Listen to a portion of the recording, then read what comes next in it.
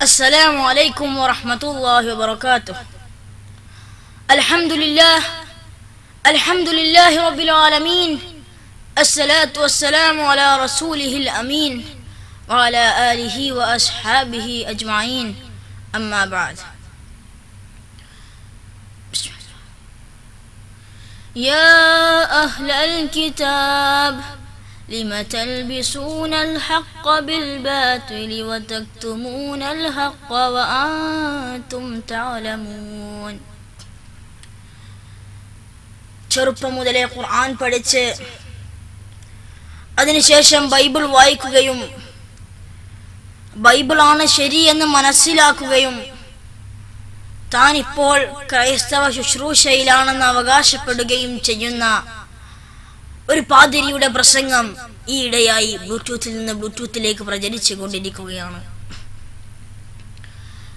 ഈണത്തിലുള്ള ഖുർആൻ പാരായണവും അതിലുപരി നല്ല രീതിയിലുള്ള പ്രസംഗ ശൈലിയും ഉൾപ്പെടുന്ന അദ്ദേഹത്തിന്റെ പ്രസംഗം, അല്ലെങ്കിൽ അദ്ദേഹത്തിന്റെ ആന്റി ഇസ്ലാമിക് സ്പീച്ച്, ഇസ്ലാമിനെ പൂർണ്ണമായി എതിർത്തുകൊണ്ടുള്ള അദ്ദേഹത്തിന്റെ പ്രസംഗം സാധാരണക്കാരായ ജനങ്ങൾക്കിടയിൽ ഇസ്ലാമിനെ കുറിച്ചുള്ള തെറ്റിദ്ധാരണകൾ ഉണ്ടാക്കുന്നു.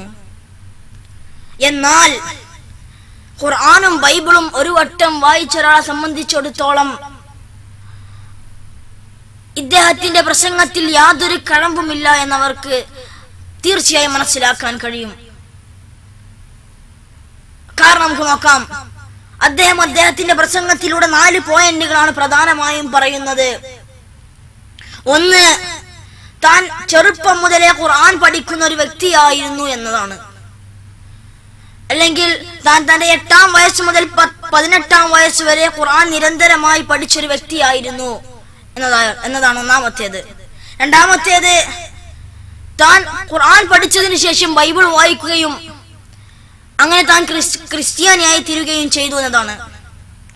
മൂന്നാമത്തേത്, താൻ ഖുർആനിലൂടെ യേശു ദൈവമാണ് എന്നത് കണ്ടെത്തി മനസ്സിലാക്കി എന്നതാണ്.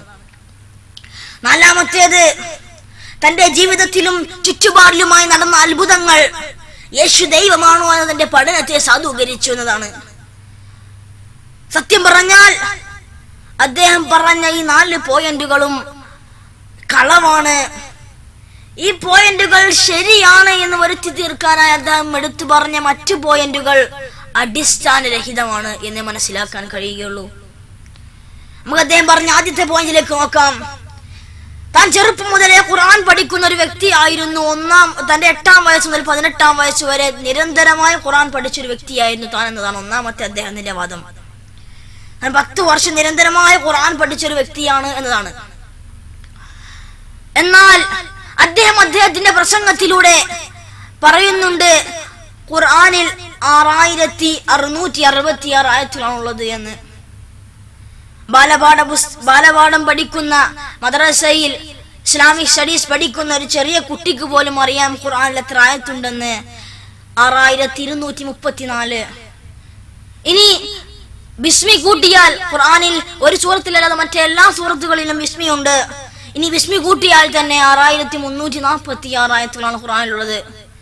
എന്ന് വെച്ചാൽ 6234ഉം 6346ഉം ഒരു വിധത്തിലും 6666നോട് സാമ്യപ്പെടുന്നില്ല. അതുകൊണ്ട് തന്നെ അദ്ദേഹം ഖുർആൻ പഠിച്ചു എന്നത് വിശ്വസിക്കാൻ പ്രയാസമുണ്ട്. ഖുർആനിൽ എത്ര ആയത്തുണ്ട് എന്ന ഇതുകൂടി അറിയില്ലെങ്കിൽ പിന്നെ ഏത് ഖുർആനാണ് അദ്ദേഹം പഠിച്ചത് എന്നൊരു സംശയമുണ്ട്. ഇനി ഈ 6666 എന്ന വാദം, ഖുർആനിൽ 6666 ആയത്തുകളുണ്ട് എന്ന വാദം കൊണ്ടുവന്നത് മധ്യകാല ക്രൈസ്തവ സഭയാണ്. അതിനവർ എടുത്തത് ബൈബിളിലെ പുതിയ നിയമ പുസ്തകത്തിലെ അവസാന പുസ്തകമായ വെളിപാട് പുസ്തകത്തിലെ 13ാം അധ്യായത്തിലെ 18ാം സൂക്തത്തിൽ അവസാന നാളിൽ ഒരു മൃഗം വരുമെന്നും ആ മൃഗത്തിന്റെ സംഖ്യ 666 ആണെന്നും പറയുന്നുണ്ട്. അപ്പോൾ ഈ മൃഗം പ്രവാചകൻ സല്ലല്ലാഹു അലൈഹി വസല്ലമയാണ് എന്ന് വരുത്തി തീർക്കാൻ, അല്ലെങ്കിൽ മുഹമ്മദ് കൊണ്ടുവന്നത് ഒരു മൃഗത്തെയാണെന്ന് വരുത്തി തീർക്കാൻ വേണ്ടി അവർ 6666 ഈ 666 സാമ്യപ്പെടുത്തിക്കൊണ്ട് 6234 അവർ 6666 ആക്കി മാറ്റി. ഇതാണ് അതിന്റെ രഹസ്യം. അല്ലാതെ ഈ 6666 ആയത്തുകളാണെന്ന് ഖുർആൻ ഇന്ന് എത്ര പെറുക്കി നോക്കിയാലും കഴിയില്ല, കണ്ടുപിടിക്കാൻ കഴിയില്ല. ഖുർആനിൽ 6666 ആയത്തുകൾ 6234 ഇനി വിസ്മി കൂട്ടിയാൽ തന്നെ 6346. ഇതിൽ നിന്ന് നമുക്ക് മനസ്സിലാക്കാം അദ്ദേഹം ഖുർആൻ പഠിച്ചിട്ടില്ല എന്ന്. ഇനി വേണ്ട, അദ്ദേഹം അതിനുശേഷം അദ്ദേഹം ഓതുന്നുണ്ട്. അദ്ദേഹം ഖുർആനിൽ പല അധ്യായങ്ങളിലായി ഇങ്ങനെ പറയുന്നു എന്ന് പറഞ്ഞുകൊണ്ട് അദ്ദേഹം ഓതുന്നു,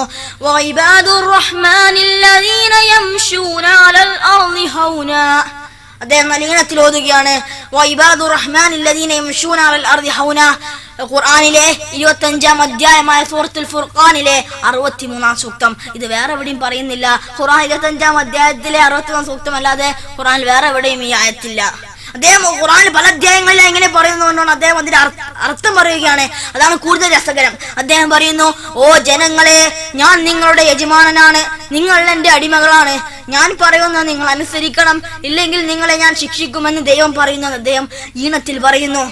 അദ്ദേഹം പറഞ്ഞത്, ഓ ജനങ്ങളെ, ഞാൻ നിങ്ങളുടെ യജമാനനാണ്, നിങ്ങൾ എന്റെ അടിമകളാണ്, ഞാൻ പറയുന്നത് നിങ്ങൾ അനുസരിക്കണം, ഇല്ലെങ്കിൽ നിങ്ങളെ ഞാൻ ശിക്ഷിക്കുമെന്ന് ഖുർആനിൽ എവിടെയെങ്കിലും ഈ വിധത്തിൽ ഒരായത്ത് കാണിച്ചു തരാൻ പാതിരിക്ക് കഴിയുമോ?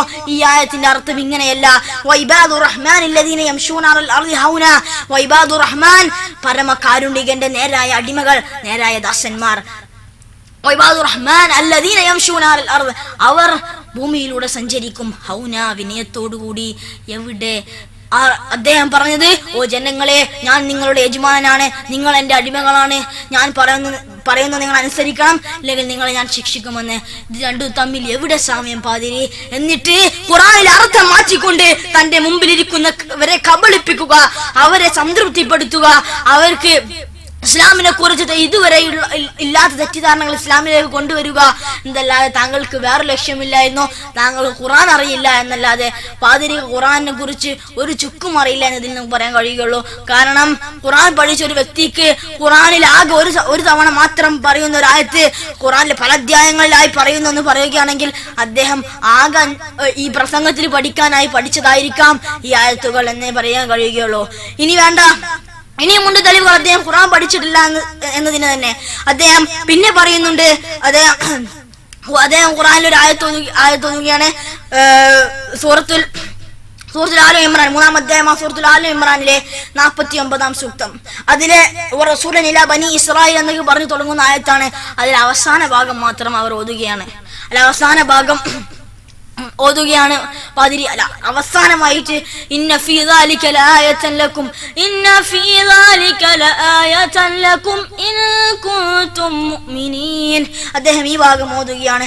അദ്ദേഹം അതിന്റെ അർത്ഥം പറയുന്നു, യേശു മരിച്ചിട്ടില്ല, യേശു ആകാശത്തിലേക്ക് പോയി, യേശു ഇനിയും തിരിച്ചു വരികയും ചെയ്യുമെന്ന് പറയുകയാണ്.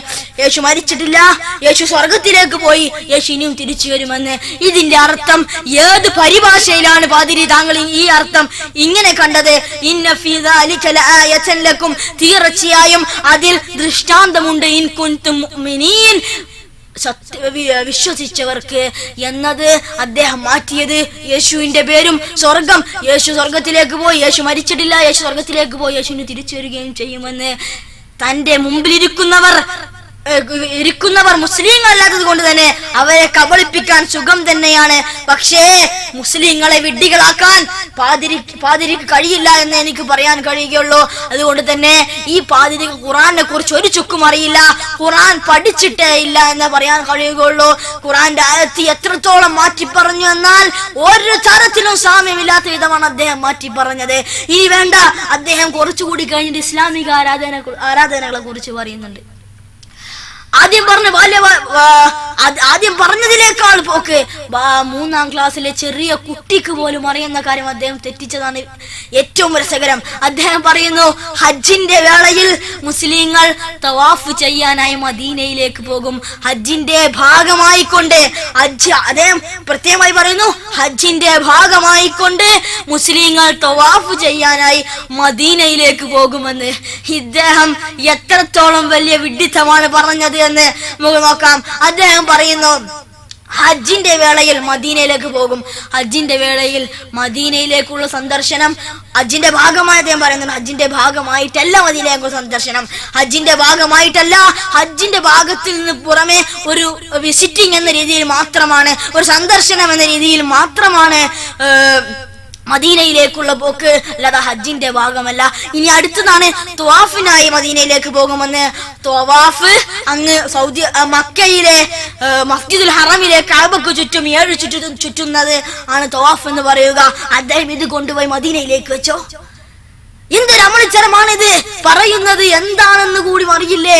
ഹജ്ജിന്റെ വേളയിൽ മദീനയിലേക്ക് തവാഫ് ചെയ്യാനായി പോകുമെന്നുണ്ടെങ്കിൽ അദ്ദേഹം പറയുകയാണെങ്കിൽ അദ്ദേഹം എത്ര കാലം ഖുർആൻ പഠിച്ചു എന്നത് നമുക്ക് ഊഹിക്കാനേ ഉള്ളൂ. അതിനുശേഷം അദ്ദേഹം പറയുന്നു നബി സല്ലല്ലാഹു അലൈഹി വസല്ലം പ്രവാചകൻ മുസ്തഫ സല്ലല്ലാഹു അലൈഹി വസല്ലമയുടെ ഖബർ സന്ദർശിക്കാനായി ഹജ്ജിന്റെ ഭാഗമായി തന്നെ മദീനയിലേക്ക് പോകുമെന്ന് അദ്ദേഹം പറഞ്ഞല്ലോ. മദീനയിലേക്കുള്ള പോക്ക് ഹജ്ജിന്റെ ഭാഗമായിട്ടല്ല മദീനയിലേക്കുള്ള പോക്ക്, അതിന് പുറമേ സന്ദർശനം മാത്രമാണ്. അതുകൊണ്ട് തന്നെ അദ്ദേഹത്തിന് ഇസ്ലാമിക ആരാധനകൾ കൂടി അറിയില്ല എന്ന് എന്നേ നമുക്ക് പറയാൻ കഴിയുകയുള്ളൂ. അദ്ദേഹം അത്രക്കും വലിയ ഹജ്ജിന്റെ വേളയിൽ തവാഫിനായി മദീനയിലേക്ക് പോകുമെന്ന് പറഞ്ഞാൽ അദ്ദേഹം എത്രത്തോളം ഖുർആൻ പഠിച്ചിരിക്കുന്നു എന്ന് നമുക്ക് അതിന് മനസ്സിലാക്കാം. എത്രത്തോളം ഇസ്ലാമിക ആരാധനകൾ അറിയാമെന്ന് മനസ്സിലാക്കാൻ കഴിയും. അതുകൊണ്ട് നമുക്ക് ഇതിൽ തന്നെ ഇനിയുമുണ്ട് പല തെളിവുകളും, പക്ഷെ ഇതിൽ നിന്ന് തന്നെ നമുക്ക് മനസ്സിലാക്കാൻ കഴിയും അദ്ദേഹം ഖുർആൻ പഠിച്ചിട്ടില്ല എന്നത്. അദ്ദേഹം ആദ്യമായി പറഞ്ഞ അദ്ദേഹത്തിന്റെ പോയിന്റ് പച്ചക്കള്ളമാണെന്ന് മനസ്സിലാക്കാൻ ഇത് തന്നെ മതി നമുക്ക്. ഇനി അദ്ദേഹം രണ്ടാമതായി പറഞ്ഞത് നമുക്ക് നോക്കാം. അദ്ദേഹം രണ്ടാമതായി പറഞ്ഞത്, താൻ ഖുർആൻ പഠിച്ചതിന് ശേഷം ബൈബിൾ വായിക്കുകയും അങ്ങനെ താൻ ക്രൈസ്തവനായി തീരുകയും ചെയ്തു. ബൈബിൾ വായിച്ചാലല്ലേ ക്രൈസ്തവനായി തീരുക? താങ്കൾ ബൈബിൾ വായിച്ചിട്ടില്ല എന്നതിന് പൂർണ്ണമായ തെളിവുകൾ ഞങ്ങൾ അടുത്തുണ്ട്, കാണിച്ചു തരണോ? താങ്കൾ ആദ്യം പറഞ്ഞല്ലോ യേശു ദൈവപുത്രൻ, യേശു മാത്രമാണ് എന്ന്, യേശു മാത്രമാണ് ദൈവപുത്രൻ താങ്കൾ പറഞ്ഞല്ലോ. എങ്കിൽ ഞാൻ ചോദിക്കട്ടെ, യേശുവിന് പുറമെ താങ്കൾ ഒരു വട്ടം ബൈബിൾ വായിച്ചിരുന്നെങ്കിൽ യേശുവിന് പുറമെ പല ദൈവപുത്രന്മാരുണ്ടെന്ന് താങ്കൾ മനസ്സിലാക്കാൻ കഴിയുമായിരുന്നു. ആദ്യ പുസ്തകം ബൈബിളിലെ പഴയ നിയമത്തിലെ ആദ്യ പുസ്തകമായ ഉൽപ്പത്തി പുസ്തകത്തിലെ 6-ാം അധ്യായത്തിലെ 1 മുതൽ 8 വരെയുള്ള പുസ്തകം ഒന്ന് വായിച്ചു നോക്കിക്കൂടായിരുന്നോ? അവിടെ പറയുന്നുണ്ട്, പഴയ കാലം പറയുകയാണ്, മനുഷ്യന്റെ പുത്രിമാരും ദൈവത്തിന്റെ പുത്രന്മാരും തമ്മിൽ ലൈംഗിക ബന്ധത്തിൽ ഏർപ്പെടുകയും അതിൽ നിന്ന് നെഫിലിമുകൾ എന്ന മല്ലന്മാർ ഉണ്ടാവുകയും ചെയ്തു എന്ന് പറയുന്നു. ഈ മല്ലന്മാരെന്തേ ദൈവത്തിന്റെ പുത്രന്മാരുടെ മക്കളല്ലേ ഇവർ? ദൈവത്തിന്റെ പുത്രന്മാർ എന്നാൽ ഏകവചനമല്ല, ബഹുവചനമാണ് പുത്രന്മാർ. അപ്പോൾ യേശുവിലേറെ എത്രയോ പുത്രന്മാരുണ്ടെന്നർത്ഥം. ഇനി വേണ്ട, ലൂക്കോസിന്റെ സുവിശേഷം 3-ാം അധ്യായത്തിലെ 38-ാം സൂക്തത്തിൽ പറയുന്നു ആദാം ദൈവപുത്രനാണെന്ന്. ഇനി പുറപ്പാട് പുസ്തകത്തിലെ 4-ാം അധ്യായത്തിൽ 22-ാം സൂക്തത്തിൽ പറയുന്നു ഇസ്രായേൽ ദൈവപുത്രനാണ്, അഥവാ യാക്കോബ് ദൈവപുത്രനാണെന്ന്.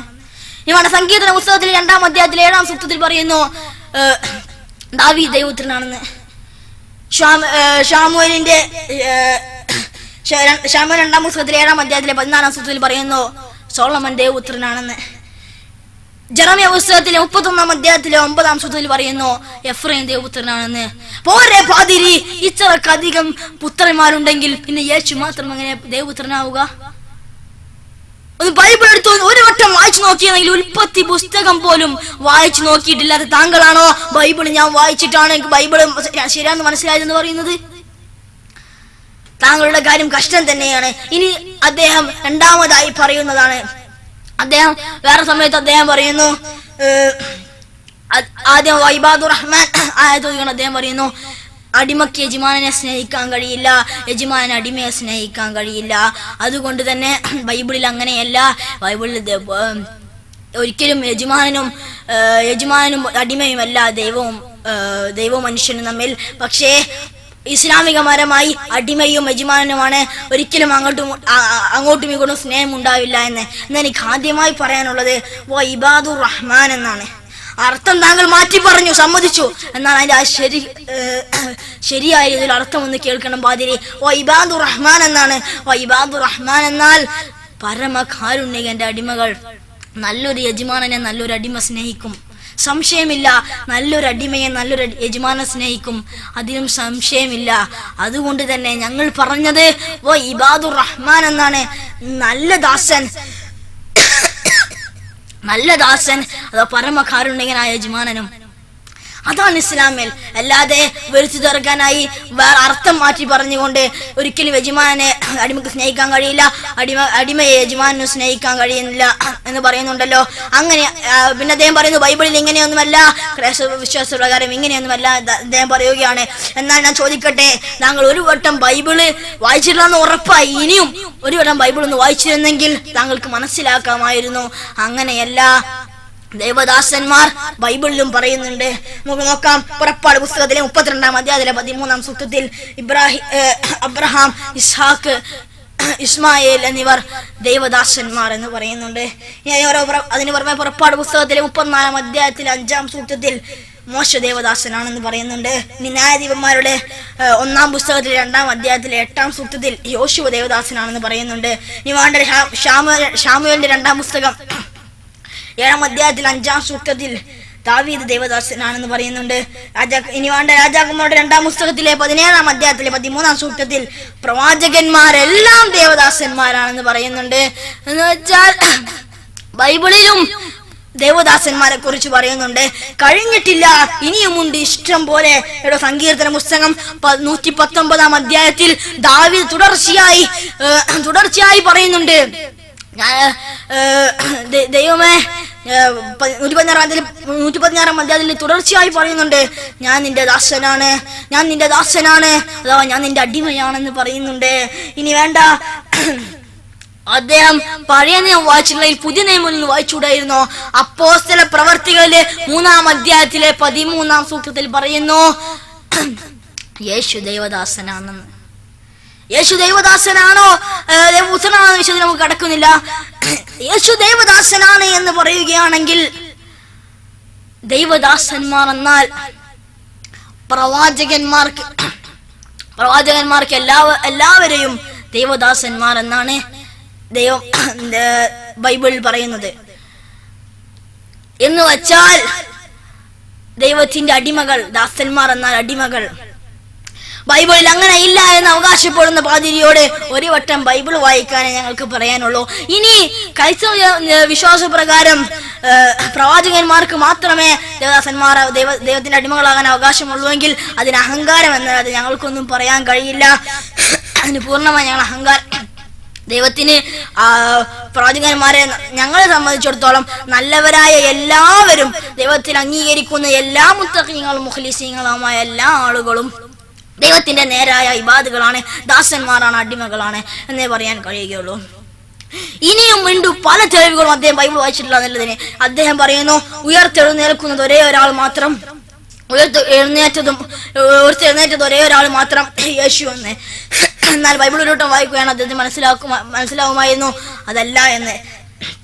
രാജാക്കന്മാരുടെ 1-ാം പുസ്തകത്തിലെ 7-ാം അധ്യായത്തിലെ 17 മുതൽ 24 വരെയുള്ള സൂക്തങ്ങളിൽ ഏലിയായി കുഞ്ഞിന് ജീവൻ നൽകി എന്ന് പറയുന്നുണ്ട്, അല്ലെങ്കിൽ കുഞ്ഞ് ഉയർത്തെഴുന്നേറ്റു എന്ന് പറയുന്നുണ്ട്.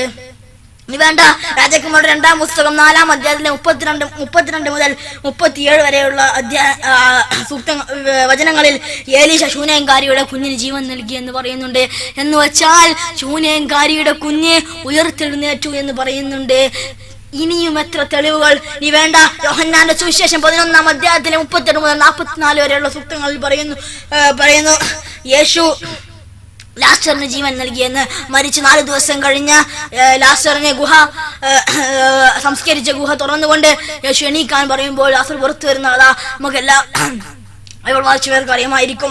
ഇനി വേണ്ട, ലൂക്കോസിന്റെ സുവിശേഷം 7-ാം അധ്യായത്തിലെ 11 മുതൽ 15 വരെയുള്ള സൂക്തങ്ങൾ യേശു വിധവയുടെ മകന് ജീവൻ നൽകിയെന്ന്, അല്ലെങ്കിൽ വിധവയുടെ മകൻ ഉയർത്തെഴുന്നേറ്റു എന്ന്. ഇനി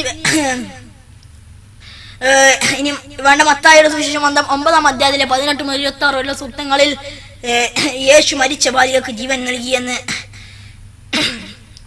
വെച്ചാൽ മരിച്ച ബാലിക ഉയർത്തെഴുന്നേറ്റു എന്ന് ഒരു വട്ടം ബൈബിൾ വായിച്ചിരുന്നെങ്കിൽ ഇദ്ദേഹത്തിന് മനസ്സിലാകുമായിരുന്നു യേശു മാത്രമല്ല പലരും ഉയർത്തെഴുന്നേൽക്കുന്നവരുണ്ടെന്ന്. ഉയർത്തെഴുന്നേറ്റവർ പലരായുണ്ട്, യേശു മാത്രമല്ല എന്നേ എനിക്ക് പാതിരിയോട് പറയാനുള്ളൂ. എന്ന് വെച്ചാൽ അദ്ദേഹം രണ്ടാമതായി പറഞ്ഞ ബൈബിൾ വായിച്ചു എന്ന പോയിന്റ് കളവാണെന്ന് ഇതിൽ നിന്ന് മനസ്സിലാക്കാൻ കഴിയുകയുള്ളൂ. ഇനിയുമുണ്ട് അദ്ദേഹം ബൈബിൾ വായിച്ചില്ല എന്നതിൽ തെളിവ്. അദ്ദേഹം പറയുന്നു, ആകാശത്തിലേക്ക് ഉയർത്തപ്പെട്ടത് ഒരേ ഒരാൾ മാത്രം യേശു, മരണമില്ലാത്തത് ഒരേ ഒരാൾക്ക് മാത്രം യേശുവിനെ എന്ന്. ഞാൻ ചോദിക്കട്ടെ, രാജാക്കന്മാരുടെ 2-ാം പുസ്തകത്തിലെ 2-ാം അധ്യായത്തിലെ 11-ാം സൂക്തം വായിച്ചിരുന്നെങ്കിൽ ഏലിയായി ആകാശത്തേക്ക് പോയി എന്ന് പറയുന്നുണ്ടല്ലോ. ഏലിയായി ആകാശത്തേക്ക് പോയി എന്ന് പറയുന്നു, മരിച്ചു പോയതല്ല. ഇനി അതാ മലാഖിയിലെ 4-ാം അധ്യായത്തിൽ 5-ാം സൂക്തത്തിൽ ഏലിയായി തിരിച്ചു വരുമെന്ന് പറയുന്നു. എന്ന് വെച്ചാൽ ഏലിയായി ഉയർത്തപ്പെട്ടതാണ്, തിരിച്ചു വരികയും ചെയ്യും. അവസാന നാളിൽ ഏലിയായി തിരിച്ചു വരുമെന്ന് പറയുന്നു. അത് മനസ്സിലാക്കാം, ഉയർത്തപ്പെട്ടത് ഒരാൾ മാത്രമല്ല, യേശുവിന് പുറമെ മറ്റൊരാളും ഉയർത്തപ്പെട്ടതുണ്ട്, യേശു മാത്രമല്ല എന്ന്.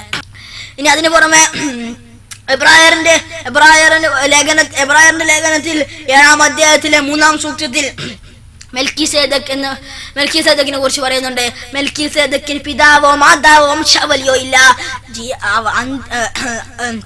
തുടക്കമോ അവസാനമോ ഇല്ല എന്ന് പറയുന്നുണ്ട്. ആരംഭമോ അവസാനമോ ഇല്ല എന്ന്. മെൽക്കീസേദക്കിനെ പുരോഹിതനെ കുറിച്ചാണ് ഇവിടെ പറഞ്ഞത്. മെൽക്കീസേദക്കിന് പിതാവോ മാതാവോ വംശാവലിയോ ഇല്ല, അവിടെ കിടക്കട്ടെ. ആരംഭമോ അവസാനമോ ഇല്ല. ആരംഭമോ അവസാനമോ ഇല്ല എന്ന് വെച്ചാൽ മരണമില്ല, അവസാനമില്ല എങ്കിൽ മരണമില്ല എന്ന്. എങ്കിൽ യേശുവിന് പുറമെ മരണമില്ലാത്ത ഒരാൾ കൂടിയുണ്ട്, യേശു മാത്രമല്ല എന്ന് എനിക്ക് പറയാൻ കഴിയുകയുള്ളൂ. അതുകൊണ്ട് തന്നെ ഇദ്ദേഹം ബൈബിള് തൊട്ട് നോക്കിയിട്ട് പോലുമില്ല, അല്ലാതെ തൊട്ട് നോക്കിയിട്ട് പോലുമില്ലാതെ താൻ ബൈബിൾ പഠിച്ചിട്ടുണ്ട്, താൻ ബൈബിൾ പഠിച്ചവനാണ്, താൻ ബൈബിൾ പഠിച്ചതിന് ശേഷം താൻ ക്രൈസ്തവനായി തീർന്നു എന്ന് അവകാശപ്പെടുകയാണെങ്കിൽ വിശ്വസിക്കാൻ മുസ്ലിങ്ങളായ ഞങ്ങൾക്ക് പ്രയാസമുണ്ട്. ഇനി 2-ാമത്തെ പോയിന്റ് പൂർണ്ണമായും കളവാണെന്ന് നമുക്ക് മനസ്സിലാക്കി. അദ്ദേഹം 3-ാമതായി പറഞ്ഞ പോയിന്റ് എന്നാൽ താൻ ഖുർആനിലൂടെ യേശു ദൈവമാണെന്ന് മനസ്സിലാക്കിയതാണ്. ഞങ്ങൾക്ക് ഇതുവരെ മനസ്സിലായിട്ടില്ല. ഇത്രയും കാലം ഖുർആന്റെ അർത്ഥം ഓതി പഠിക്കുന്നു, ഞങ്ങൾക്ക് ഇതുവരെ മനസ്സിലായിട്ടില്ല യേശു ഖുർആനിൽ ഇതുവരെ എവിടെയും ഞങ്ങൾക്കറിയില്ല യേശു ദൈവമാണെന്ന് പറയുന്നത്. അതിനു പുറമെ യേശു ദൈവമല്ല എന്ന് ഖുർആനിൽ പല സ്ഥലങ്ങളിലും പറയുന്നുണ്ട്. ഇനി അദ്ദേഹം എവിടുന്നാണ് കണ്ടെത്തിയെന്ന് നമുക്ക് നോക്കാം. അദ്ദേഹം പറയുന്നു, ഖുർആനിൽ യേശുവിന്റെ പേര് 25 തവണ പറയുന്നു, മുഹമ്മദ് നബി സല്ലല്ലാഹു അലൈഹി വസല്ലമയുടെ പേര് 4 തവണയേ പറഞ്ഞിട്ടുള്ളൂ എന്ന്. അദ്ദേഹം ആകെ ഈ പ്രസംഗത്തിൽ ഖുർആനെ കുറിച്ച് പറഞ്ഞ ഒരേ ഒരു സത്യം എന്ന് മാത്രമേ ഉള്ളൂ, ബാക്കി മൊത്തം അദ്ദേഹം പറഞ്ഞ കളവായിരുന്നു. അപ്പൊ 25 തവണ ഖുർആനിൽ യേശുവിനെ കുറിച്ച് പറയുന്നത് അത് ശരി തന്നെയാണ്. മുഹമ്മദ് നബി സല്ലല്ലാഹു അലൈഹി വസല്ലമയുടെ പേര് 4 തവണയും പറഞ്ഞിരിക്കുന്നു. അങ്ങനെ പേര് പറഞ്ഞത് വെച്ച് നോക്കുകയാണെങ്കിൽ അദ്ദേഹം ആദ്യം ജൂതനാവണം. മോശയെ ആരാധിക്കുന്ന, മൂസ അലൈഹി സ്വലാത്തു വസ്സലാമെ ആരാധിക്കുന്ന യുദ്ധമതം. കാരണം മൂസ അലൈഹി സ്വലാത്തു വസ്സലാമിന്റെ പേര് 502 തവണ ഖുർആനിൽ പറയുന്നുണ്ട്. അതേപോലെ ഇബ്രാഹിം നബി അലൈഹി സ്വലാത്തു വസ്സലാമിന്റെ പേര് 69 തവണ ഖുർആനിൽ പറയുന്നുണ്ട്. എന്തുകൊണ്ട് അദ്ദേഹം ഇവരുടെ മതമായ മൂസ നബി അലൈഹി സ്വലാത്തു വസ്സലാമിനെ ആരാധിച്ചില്ല, ജൂത സമാജത്തിലേക്ക് പോയില്ല? ഇതുകൊണ്ടൊന്നും അല്ലാതെ ഖുർആനിലൂടെ മനസ്സിലാക്കിയത് യേശു ദൈവമാണെന്ന് എവിടുന്ന് കിട്ടിയത്? ഇതൊക്കെ ഒരു തരത്തിലും ന്യായമല്ല.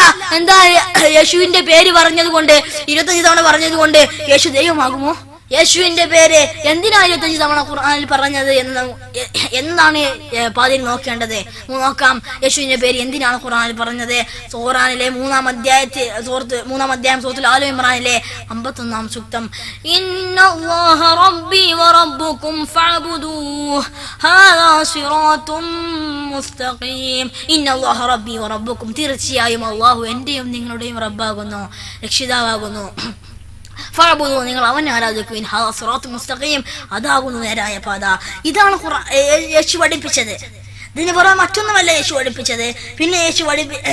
പിന്നെ ഇതാണ് ഖുർആനിൽ യേശുവിന്റെ പേരെടുത്ത് പറയാൻ കാരണം. ഇനി വേണ്ട, യേശു ദൈവമല്ല എന്ന് പറയാൻ വേണ്ടി ഖുർആൻ യേശുവിന്റെ പേര് എടുത്ത് ഉപയോഗിക്കുന്നുണ്ട്. 5-ാം അധ്യായം സൂറത്തുൽ മാഇദയിലെ 72-ാം സൂക്തത്തിൽ ലഖദ് കഫറല്ലദീന ഖാലൂ ഇന്നല്ലാഹ ഹുവൽ മസീഹു ഇബ്നു മറിയം وقال المسيح يا بني إسرائيل اعبدوا الله ربي وربكم. ഇതാണ് ഖുർആൻ പറയുന്നത്.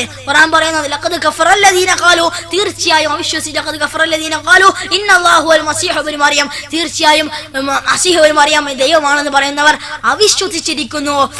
വഖാല മസീഹ് എന്താണ് പറഞ്ഞത്? അടുത്ത് പറയുന്നത് യാ ബനി ഇസ്രായേൽ ഇബ്ദുല്ലാഹ റബ്ബി വറബ്ബുക്കും, യാ ബനി ഇസ്രായേൽ, ഓ ഇസ്രായേൽ സന്തതികളെ, ഇബ്ദുല്ലാഹ റബ്ബി വറബ്ബുക്കും, നിങ്ങൾ ആരാധിക്കുക, എന്റെയും നിങ്ങളുടെമായ ദൈവത്തെ നിങ്ങൾ ആരാധിക്കുക എന്നാണ് യേശു പഠിപ്പിച്ചത്.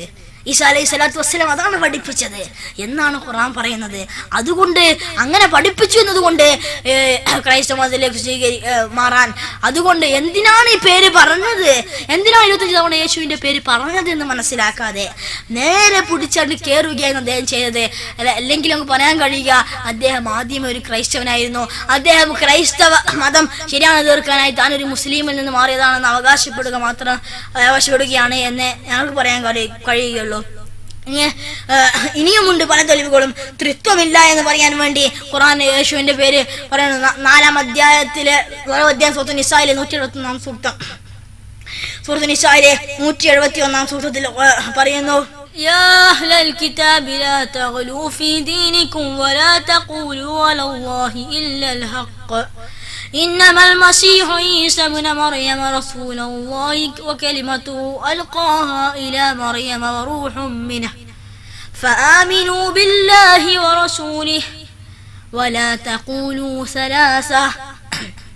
ഇതാണ് ഖുർആൻ പറയുന്നത്.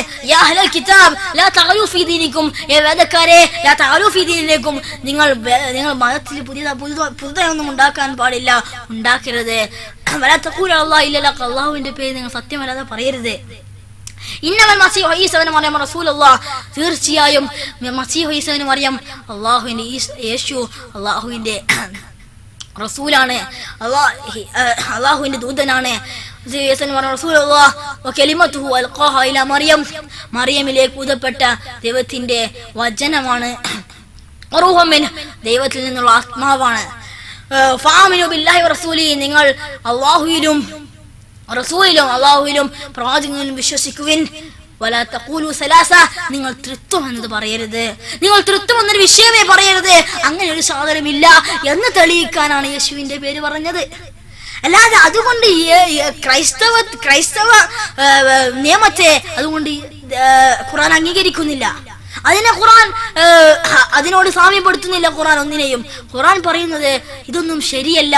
യേശുവിന്റെ പേര് പറഞ്ഞത്, യേശുവിന്റെ പേരിൽ ഉണ്ടാക്കപ്പെട്ട ഇന്നുള്ള ഈ കാര്യങ്ങൾ, ഈ പുതിയ കർമ്മങ്ങളൊന്നും ശരിയല്ല, യേശു ദൈവമല്ല, യേശു പ്രവാചകനാണെന്ന് അറിയിക്കാനുള്ളതായിരുന്നു. ഇനി അതിനു പുറമെ അല്ലാഹു സുബ്ഹാനഹു വ തആല ഈസാ അലൈഹി സ്വലാത്തു വസ്സലാമിന്റെ പേര് പറയുന്നത് ഖുർആനിൽ ഈസാ അലൈഹി സ്വലാത്തു വസ്സലാം ക്രൂശീകരിക്കപ്പെട്ടിട്ടില്ല എന്ന് പറയാനാണ്. അല്ലാഹു സുബ്ഹാനഹു വ തആല ഖുർആനിലെ 4-ാം അധ്യായമായ സൂറത്തുൻ നിസായിലെ 157-ാം സൂക്തത്തിൽ പറയുന്നു വഖൗലിഹിം ഇന്നാ ഖതൽനൽ മസീഹ ഈസ ഇബ്നു മറിയം റസൂലല്ലാഹ് വമാ ഖതലൂഹു വമാ സ്വലബൂഹു വലാകിൻ ശുബ്ബിഹ ലഹും വഖൗലിഹിം ഇന്നാ ഖതൽനൽ മസീഹ ഈസ ഇബ്നു മറിയം റസൂലല്ലാഹ്. അവർ പറയും ഈസാ അലൈഹി സ്വലാത്തു വസ്സലാം അല്ലാഹുവിന്റെ ദൂതനെ ഞങ്ങൾ കൊന്നിരിക്കുന്നു എന്ന്. എന്നാൽ വമാ ഖതലൂഹു, അദ്ദേഹത്തെ ആരും കൊന്നിട്ടില്ല, വമാ സ്വലബൂഹു, അദ്ദേഹത്തെ ആരും ക്രൂശീകരിച്ചിട്ടുമില്ല, വലാകിൻ ശുബ്ബിഹ ലഹും, അല്ലാഹു സുബ്ഹാനഹു വ തആല പറയുന്നു അവർക്ക് സദൃശ്യമാക്കപ്പെടുകയായിരുന്നു ഈസാ അലൈഹി സ്വലാത്തു വസ്സലാം, അവർക്ക് തിരിച്ചറിവ് അല്ലാഹു നൽകിയില്ല, അതാണ് എന്നാണ് അല്ലാഹു സുബ്ഹാനഹു വ തആല ഈസാ അലൈഹി സ്വലാത്തു വസ്സലാമിന്റെ പേര് വേറെ ഭാഗത്തായി പറയുന്നത്. എന്ന് വെച്ചാൽ അല്ലാഹു സുബ്ഹാനഹു വ തആല പലയിടങ്ങളിലായി ഈസാ അലൈഹി സ്വലാത്തു വസ്സലാമിന്റെ പേര് 25 തവണയായി പറയുന്നുണ്ട്. ഖുർആനിൽ പലയിടങ്ങളിലായി പറഞ്ഞുകൊണ്ട് 25 തവണയുണ്ട്. അതൊക്കെ ഈസാ അലൈഹി സ്വലാത്തു വസ്സലാമിനെ കുറിച്ചുള്ള ക്രൈസ്തവ വിശ്വാസങ്ങൾ, ക്രൈസ്തവ അന്ധവിശ്വാസങ്ങളെ തകർക്കുവാൻ വേണ്ടിയായിരുന്നു. അല്ലാതെ അതുകൊണ്ട് ഈസാ അലൈഹി സ്വലാത്തു വസ്സലാം ദൈവമാകില്ല. കാരണം ഈസാ അലൈഹി സ്വലാത്തു വസ്സലാം ദൈവമല്ല എന്ന രീതിയിലാണ് പറഞ്ഞത്. ഇനി ഈസാ അലൈഹി സ്വലാത്തു വസ്സലാം അത്ഭുതങ്ങൾ ചെയ്തു എന്ന് പറയുന്നുണ്ട്. അതുകൊണ്ട് ഈസാ അലൈഹി സ്വലാത്തു വസ്സലാം ദൈവമാണ് എന്ന് പറയാൻ ഒരു നിർവാഹവുമില്ല. കാരണം ഈസാ അലൈഹി സ്വലാത്തു വസ്സലാം അത്ഭുതം ചെയ്തതായി ഖുർആനിൽ പറയുന്നു. ഖുർആനിലെ 3-ാം അധ്യായമായ സൂറത്ത് ആൽ ഇംറാനിലെ 49-ാം സൂക്തത്തിൽ ورسولا إلى بني إسرائيل أني قد جئتكم بآية من ربكم أني أخلق لكم من الطين كهيئة الطير فأنفخ فيه فيكون طيرا بإذن الله. അല്ലാഹു സുബ്ഹാനഹു വ തആല പറയുന്നു, അവൻ പക്ഷിയായി മാറിയത്, ആ കളിമൺ പക്ഷിയായി മാറി ബിഇദ്നില്ല, അല്ലാഹുവിന്റെ കൽപ്പന പ്രകാരം, അള്ളാഹുവിന്റെ ഉദ്ദേശപ്രകാരം. അള്ളാഹുവാണ് അതിന് കാരണക്കാരൻ അള്ളാഹുവാണ്. ആ പക്ഷിയാവാൻ കാരണം അള്ളാഹുവാണ്. അതിനുള്ള കഴിവ് ഈസാ അലൈഹി സ്വലാത്തു വസ്സലാം പ്രവാചകനാണെന്ന് തെളിയിക്കാനായി അള്ളാഹു അതിന് കഴിവ് കൊടുക്കുകയാണ്. അല്ലാതെ അതുകൊണ്ട് ഈസാ അലൈഹി സ്വലാം ദൈവമാകുന്നില്ല. ഇനി വേണ്ട, 5-ാം അധ്യായം സൂറത്തുൽ മാഇദയിലെ 110-ാം സൂക്തത്തിൽ ഇതേ കാര്യം തന്നെ പറയുന്നു. ഫയകൂന ത്വയ്റൻ ബിഇദ്നി എന്ന് പറഞ്ഞുകൊണ്ടാണ് പറഞ്ഞത് മാത്രം. അവർ അതിന് ജീവൻ നൽകി എന്റെ കൽപ്പന പ്രകാരം, എന്റെ ഉദ്ദേശപ്രകാരം എന്നാണ് അല്ലാഹു സുബ്ഹാനഹു വ തആല അവിടെ പറഞ്ഞത്. അല്ലാതെ അതുകൊണ്ട് ഈസാ അലൈഹി സ്വലാത്തു വസ്സലാം ദൈവമാണെന്ന് പറയാൻ നമുക്ക് കഴിയില്ല. കാരണം ഖുർആനിൽ നോക്കി പറയാൻ നമുക്ക് കഴിയില്ല. കാരണം ഖുർആനിനെ സംബന്ധിച്ചിടത്തോളം ഈസാ അലൈഹി സ്വലാത്തു വസ്സലാം ദൈവമല്ല, അദ്ദേഹം പ്രവാചകനാണെന്ന് തറപ്പിച്ച് പറയുന്നുണ്ട് ഖുർആൻ. പിന്നെ എങ്ങനെയാണ് ഈ സഹോദരൻ പാതിരി, ബഹുമാനപ്പെട്ട പാതിരി, എങ്ങനെയാണ് താങ്കൾ ഇതിലൂടെ യേശു ദൈവമാണെന്ന് കണ്ടെത്തിയത്? അത്ഭുതം തന്നെയാണ്. ഇനിയിപ്പോൾ ഈസാ അലൈഹി സ്വലാത്തു വസ്സലാം അത്ഭുതങ്ങൾ ചെയ്തതുകൊണ്ട് ദൈവമാകുമോ? ഇല്ല. പല പ്രവാചകന്മാർ പല അത്ഭുതങ്ങളും ചെയ്തിട്ടുണ്ട്. അതൊക്കെ അള്ളാഹുവിന്റെ അനുമതി പ്രകാരമാണ്. മൂസാ അലൈഹി സ്വലാത്തു വസ്സലാം വടിയിട്ടപ്പോൾ പാമ്പായി. എന്തായി? അള്ളാഹുവിന്റെ അനുമതി പ്രകാരമാണ്. ഇബ്രാഹിം നബി അലൈഹി സ്വലാത്തു വസ്സലാം തീയിലേക്ക് ഇടപെട്ടപ്പോൾ അദ്ദേഹത്തിന് തണുപ്പിച്ചു കൊടുത്തു. അള്ളാഹുവിന്റെ അനുമതി, അതിന് ഒരു പോറലും പറ്റിയില്ല, അദ്ദേഹം തണുപ്പിച്ചു കൊടുത്തു അള്ളാഹുവിന്റെ അനുമതി പ്രകാരം. മുഹമ്മദ് നബി സല്ലല്ലാഹു അലൈഹി വസല്ലമയെ കുറിച്ച് തന്നെ പറയട്ടെ, അദ്ദേഹത്തിന്റെ കാലത്ത് ദൃഷ്ടാന്തമായിക്കൊണ്ട് ചന്ദ്രൻ 2ആയി പിളർത്തിയില്ലേ?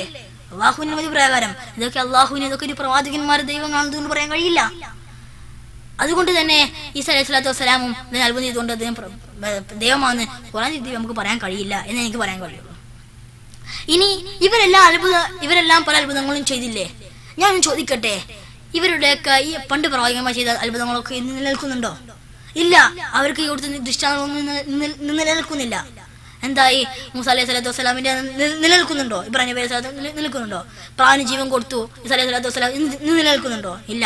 പക്ഷെ ഇന്ന് നിലനിൽക്കുന്ന ഒരേ ഒരു അത്ഭുതമേ ഉള്ളൂ ലോകത്ത്, പരിശുദ്ധ ഖുർആൻ. ഖുർആനാണ് ഇന്ന് നിലനിൽക്കുന്ന ഒരേ ഒരു അത്ഭുതം. ഇന്നും ഒരാൾക്കും അതിനെ മറികടക്കാൻ കഴിഞ്ഞിട്ടില്ല, അതിന്റെ അത്ഭുതത്തെ പരീക്ഷിക്കാൻ കഴിഞ്ഞിട്ടില്ല.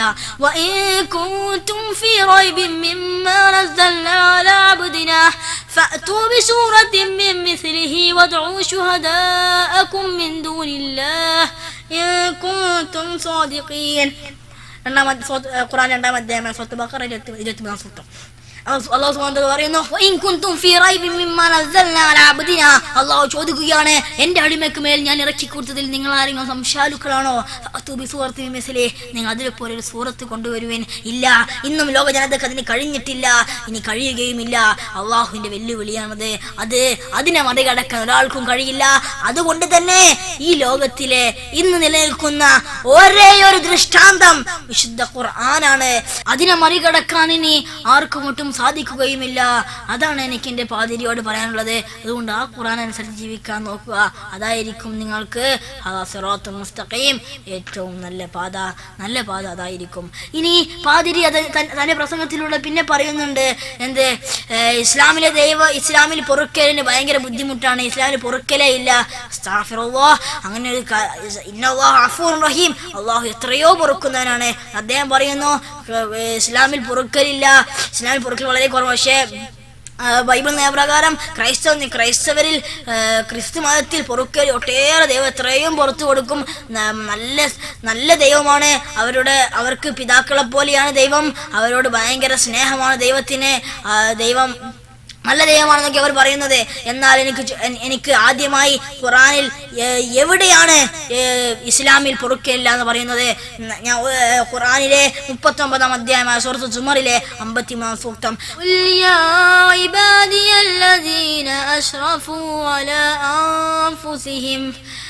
أسرفوا على أنفسهم لا تقنطوا من رحمة الله إن الله يغفر الذنوب جميعا إنه هو الغفور الرحيم. അല്ലാഹു സുബ്ഹാനഹു വ തആല പറയുകയാണ്, സ്വന്തം ആത്മാക്കളോട് അറിയാതെ അതിക്രമം പ്രവർത്തിച്ചു പോയവരായ എന്റെ ദാസന്മാർ അവർ വിഷമിക്കേണ്ടതില്ല അള്ളാഹുവിന്റെ കാരുണ്യത്തെ കുറിച്ചോർത്ത്.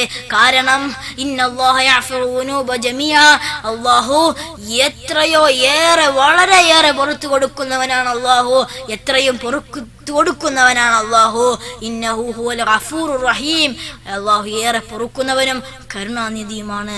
അസ്തഗ്ഫിറുല്ലാഹ്. ഈ അള്ളാഹുവിനെ കുറിച്ചാണോ അദ്ദേഹം പറഞ്ഞത്? ഈ അള്ളാഹുവിന്റെ അല്ലെങ്കിൽ ഏറ്റവും അള്ളാഹുവിന്റെ മതമായ ഇസ്ലാമിനെ കുറിച്ചാണ് അദ്ദേഹം പറഞ്ഞത് ഇത് പൊറുക്കലില്ലാത്ത മതമാണെന്ന്? അദ്ദേഹത്തിന് അള്ളാഹു നേർമാർഗം കാണിച്ചു കൊടുക്കുമാറാകട്ടെ.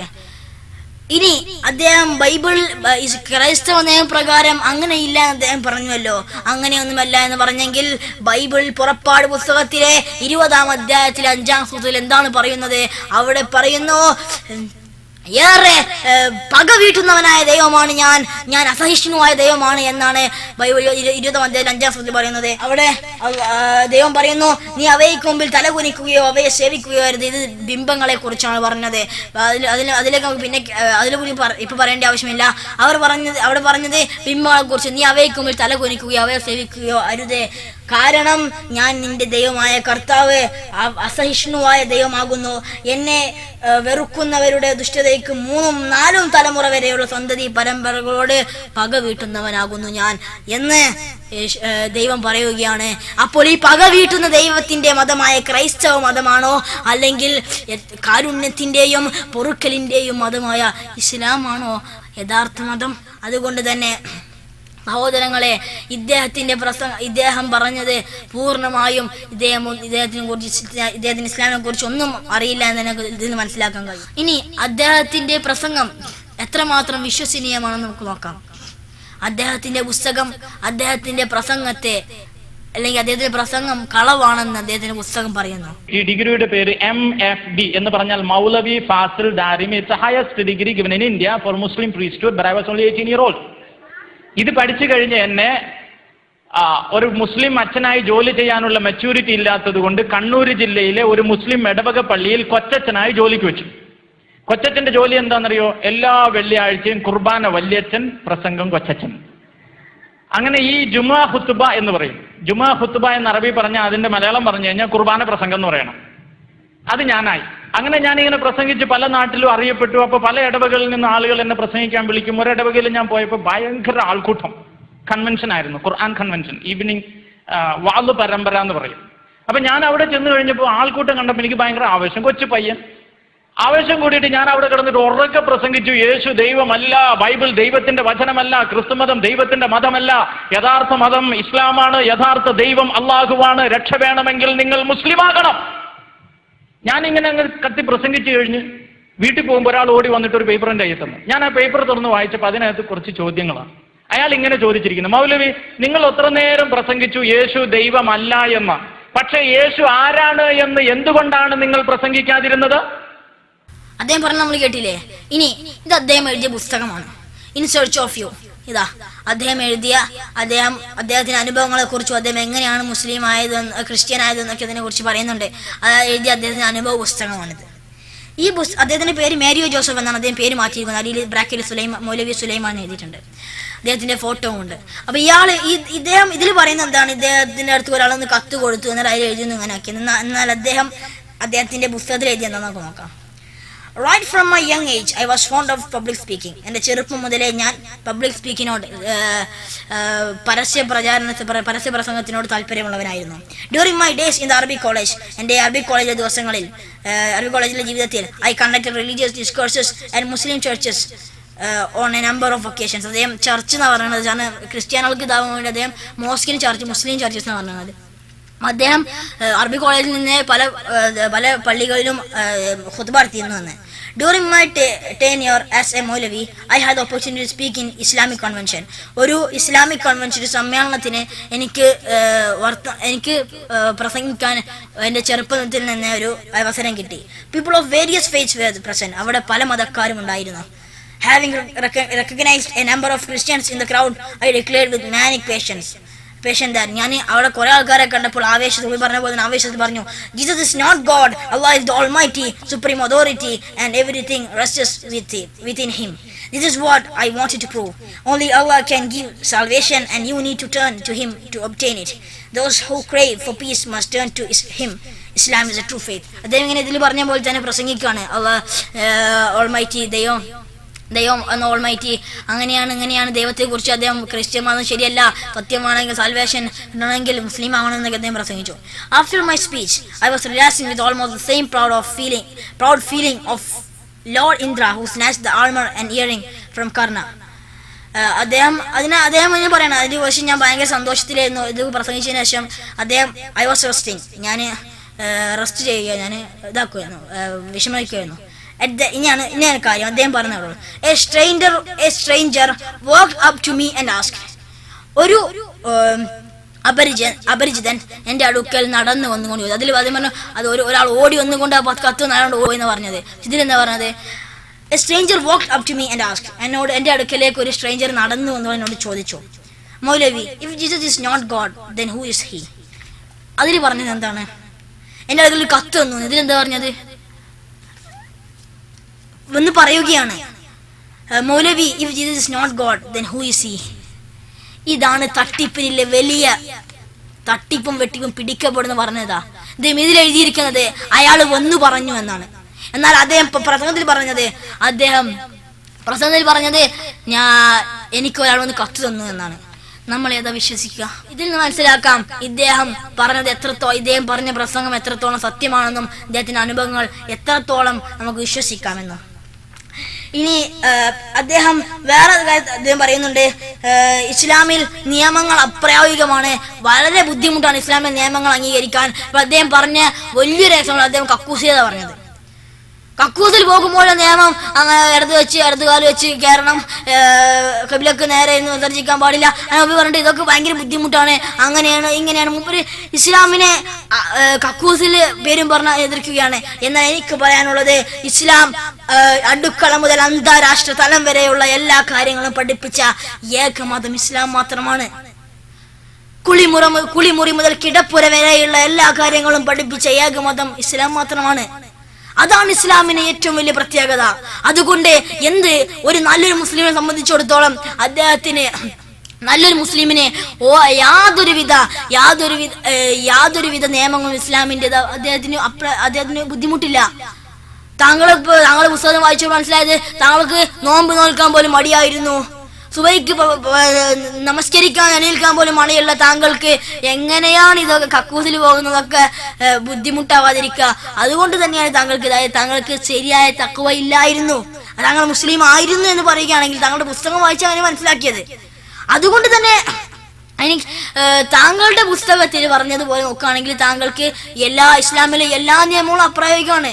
നോമ്പ് നോക്കാൻ വയ്യ, എന്താ നോമ്പ് നോച്ചാല് ചെറുപ്പം മുതൽ നോമ്പ് നോക്കണം ഭയങ്കര ബുദ്ധിമുട്ടാണ്. നമ്മൾ പുസ്തകത്തിൽ എഴുതുന്നത് സുബൈക്ക് നീക്കാൻ വയ്യ, ദേഷ്യം പിടിക്കണം, സുബൈക്ക് നീക്കും അമ്മ വേണ്ട, പുസ്തകത്തിൽ അങ്ങനെ എഴുതുന്നത്. അപ്പോൾ അദ്ദേഹം പറയുന്ന ഇതൊക്കെ സംബന്ധിച്ചിടത്തോളം അദ്ദേഹത്തിന് എങ്ങനെയായാലും ഇസ്ലാമിക നിയമങ്ങൾ അപ്രായോഗികമായിരിക്കും. ഇനി ക്രിസ്ത്യാനിറ്റിയിൽ നിന്ന് അപ്രായോഗികമായ നിയമങ്ങളില്ല. എന്നാൽ ഞാൻ പറയുകയാണ്, മത്തായി സുവിശേഷം 19-ാം അധ്യായത്തിലെ 16-30 സൂക്തങ്ങളിൽ യേശു പറയുന്നുണ്ട്, സ്വർഗരാജ്യത്തിൽ പ്രവേശിക്കുക ധനികൻ ദുഷ്കരമാണ്. ഞാൻ വീണ്ടും നിങ്ങളോട് പറയുന്നു, ഒട്ടകം സൂചിക്കുഴിയിലൂടെ പ്രവേശിച്ചാൽ പോലും പണക്കാരൻ സ്വർഗത്തിൽ പ്രവേശിക്കില്ല എന്ന് പറയുന്നു. എങ്കിൽ ഇന്ന് ക്രൈസ്തവർ വെച്ച പണക്കാരെല്ലാം നരകത്തിൽ പോകേണ്ടതല്ലേ? അവർ എങ്ങനെ സ്വർഗത്തിൽ പ്രവേശിക്കും? ഈ പ്രസംഗം നടത്തി പണമുണ്ടാക്കിയ താങ്കൾ ആ പണം കൊണ്ട് നരകത്തിൽ പോകേണ്ടതല്ലേ? അങ്ങനെയാണെങ്കിൽ ഇത് അപ്രയോഗമല്ലേ? ഇന്ന് പണക്കാർ ഇന്നൊരാളും അധ്വാനിക്കുമോ? ഇങ്ങനെയാണെങ്കിൽ അധ്വാനിക്കുന്നവരെല്ലാം നരകത്തിലാണെങ്കിൽ അധ്വാനിക്കുന്നവർ സ്വർഗത്തിൽ പ്രവേശിക്കില്ലെങ്കിൽ പിന്നെ എങ്ങനെയാണ് ഇതെങ്ങനെ ഈ ലോകത്ത് ഇതെങ്ങനെ പ്രായോഗികമാക്കും? അതുകൊണ്ട് തന്നെ ഈ ലോകത്തിന്റെ ഇതനുസരിച്ച് നോക്കുകയാണെങ്കിൽ ഇത് അപ്രായോഗികമായ നിയമമാണ്. ഇനി വേണ്ട മത്തായി സുവിശേഷത്തിൽ തന്നെ 5-ാം അധ്യായം 31 മുതൽ 42 വരെയുള്ള സൂക്തങ്ങൾ എന്ത് പറയുന്നു? നിന്റെ വലത്തെ ചെകിടത്തടിക്കുന്നവന് നിന്റെ ഇടത്തെ ചെകിട നീ കാണിച്ചു കൊടുക്കണമെന്ന് പറയുന്നു. അതിന് നിന്റെ അങ്കി വേണമെന്ന് വാശി പിടിക്കുന്നവൻ നിനക്ക് നിന്റെ മേലങ്കി കൂടി കൊടുക്കണമെന്ന് പറയുന്നു. നിന്റെ കൂടെ 1 മൈൽ നടക്കണം എന്ന് പറയുന്നവന്റെ കൂടെ നീ 2 മൈൽ നടക്കണം എന്ന് പറയുന്നു. അങ്ങനെയാണെങ്കിൽ നിന്റെ ഒരു സഹോദരി വ്യഭിചരിച്ചവന് നീ നിന്റെ മറ്റേ സഹോദരിയും കൊടുക്കണമെന്ന് അപ്രായോഗികമല്ലേ? ഇതിന് സ്വീകരിക്കാൻ പറ്റുമോ? അങ്ങനെ ഇത് തരത്തിലുള്ള പല നിയമങ്ങളും സ്വീകരിക്കാൻ കഴിയാത്തത്. അപ്പോൾ താങ്കൾ ഇസ്ലാമിനുള്ള അപ്രായോഗികത അതൊരിക്കലും കക്കൂസിലെ നിയമം ഒരിക്കലും അപ്രായോഗികതല്ല. അതിനെക്കുറിച്ച് നിങ്ങൾ എങ്ങനെ പറഞ്ഞ് നമുക്കറിയില്ല. നിങ്ങളെ സംബന്ധിച്ചിടത്തോളം അതൊക്കെ ഭയങ്കര ബുദ്ധിമുട്ടായിരിക്കും. പക്ഷേ ഒരു നല്ലൊരു മുസ്ലിമിനെ സംബന്ധിച്ചിടത്തോളം അതൊരിക്കലും ബുദ്ധിമുട്ടല്ല. അതിന് അദ്ദേഹത്തിന് ഒരു കുഴപ്പവുമില്ല. അതുപോലെ തന്നെ ഇതൊക്കെ പിന്നെ എന്താണ്? ഇതൊക്കെ എങ്ങനെയാണ് ഒരു മുസ്ലിം ഒരു ക്രിസ്ത്യൻ അംഗീകരിക്കുക? പണക്കാരന് സ്വർഗമില്ല എങ്കിൽ ഇന്ന് സകല നിഖില ക്രിസ്ത്യൻസും നരകത്തിൽ പോകണം. ചെകിടത്തടിക്കുകയാണെങ്കിൽ ഇന്ന് സകല നിഖില ക്രിസ്ത്യൻസും ഇന്ന് ഏറ്റവും മുമ്പിൽ ബിഷപ്പാണല്ലോ, എന്നാ മാർപ്പാപ്പൊക്കെ പോയി ഞാൻ ഒരു ചെകിടത്തടി കൊടുത്താൽ മറ്റേ ചെകിടം തരുമോ? മറ്റേ ചെകിടം കാണിച്ചു തരുമോ? ബൈബിളിലെ നിയമപ്രകാരം അംഗീകരിക്കാൻ കഴിയുകയാണെങ്കിൽ ഇല്ല. ഇനി താങ്കൾ കാണിച്ചു തരുമോ? താങ്കൾ എനിക്ക് കാണിച്ചു തരുമോ? ഇല്ല, കാണിച്ചു തരാൻ കഴിയില്ല. ഇപ്പൊ നിങ്ങൾക്കൊന്നും അതിന് കഴിയൂല. പിന്നെ എന്ത് അപ്രായോഗികമാണെന്ന് പറഞ്ഞ് ഇസ്ലാമിനെ എതിർക്കാൻ ശ്രമിക്കുന്നു. അതുകൊണ്ട് തന്നെ ഇസ്ലാമിനെ എതിർക്കാൻ ഇങ്ങനെ ഉണ്ടായത് കൊണ്ട് തന്നെ ഇസ്ലാമിനെ എതിർക്കാൻ താങ്കൾക്ക് ഒരു അവകാശവുമില്ല. ഇസ്ലാമിലെ നിയമങ്ങൾ ഒരു നല്ലൊരു മുസ്ലിം സംബന്ധിച്ചോട്ട് അതിന് ഒരു കുഴപ്പവുമില്ല. ഇനി 3-ാമത്തെ പോയിന്റും കളവാണെന്ന് മനസ്സിലാക്കി അദ്ദേഹം പറഞ്ഞത്. ഇനി 4-ാമത്തെ പോയിന്റ് അദ്ദേഹം പറയുന്നത് കേട്ടോളൂ. അദ്ദേഹം പറഞ്ഞത് തന്റെ ജീവിതത്തിനും ചുറ്റുപാടിലുമായി നടന്ന അത്ഭുതങ്ങൾ യേശു ദൈവമാണ് എന്നതിന്റെ പഠനത്തെ സാധൂകരിച്ചു എന്നാണ്. ഇതിന് ഞങ്ങൾക്ക് പ്രത്യേകിച്ച് ഒന്നും പറയാനില്ല. ഞങ്ങൾക്ക് പറയാനുള്ളത് നിങ്ങൾ ബൈബിളിൽ എടുത്ത് നോക്കിക്കോളൂ. ബൈബിളിലെ മത്തായി സുവിശേഷം 7-ാം അധ്യായത്തിലെ 21 മുതൽ 23 വരെയുള്ള സൂക്തങ്ങൾ.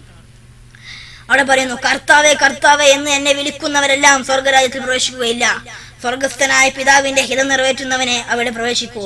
ആ ദിവസം പലരും എന്നോട് പറയും, കർത്താവേ കർത്താവേ, ഞങ്ങൾ നിന്റെ മാർഗത്തിൽ പ്രവചിച്ചവരല്ലയോ?